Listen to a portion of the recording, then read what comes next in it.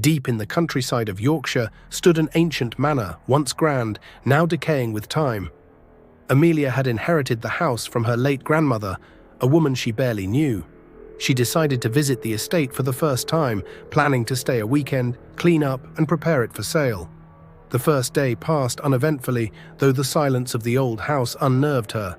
Every creak of the floorboards, every whisper of wind through the cracked windows seemed louder in the stillness, but it wasn't until the second evening that she stumbled upon the attic door.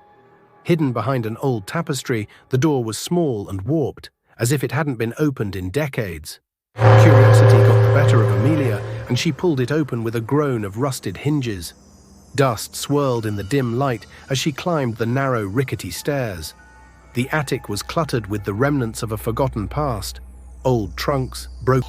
But in the far corner, standing tall against the wall, was an antique mirror, its glass clouded with age. Its ornate, gilded frame was covered in intricate carvings of twisted vines and strange, unrecognizable creatures. Amelia walked toward it, drawn by an inexplicable urge. As she wiped the dust from the surface, the reflection slowly became clearer. But something was wrong. In the mirror, her reflection smiled. But Amelia hadn't. Startled, she took a step back, heart pounding in her chest. She looked over her shoulder to see if there was something behind her. There was nothing. When she turned back to the mirror, her reflection had returned to normal, her own anxious face staring back.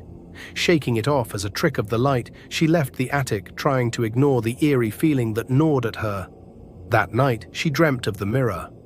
In her dream, the reflection smiled again, but this time it moved toward her, stepping out of the glass. The reflection whispered her name, its voice twisted and cold.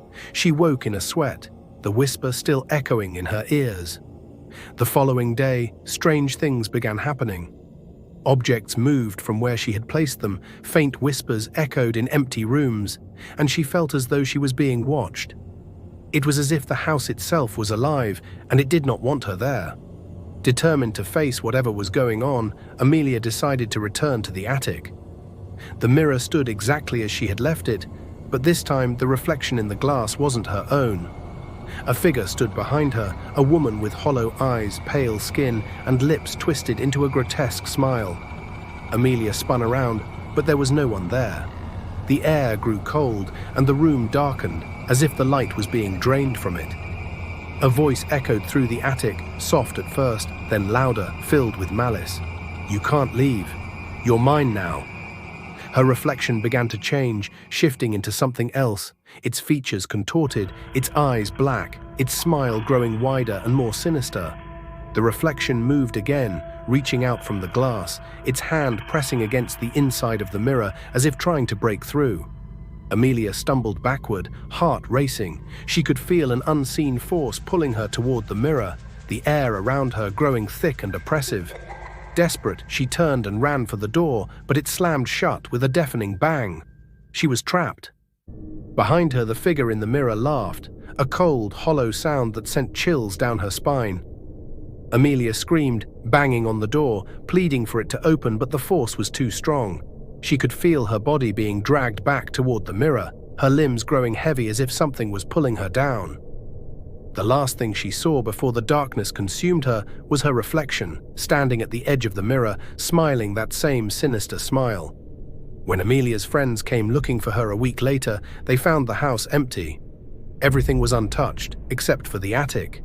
The mirror stood there, polished and gleaming, and inside it, if you looked closely enough, you could see a figure.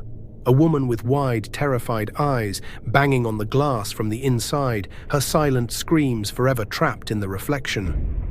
They never found Amelia, but the mirror was still there, waiting for the next curious soul to come too close.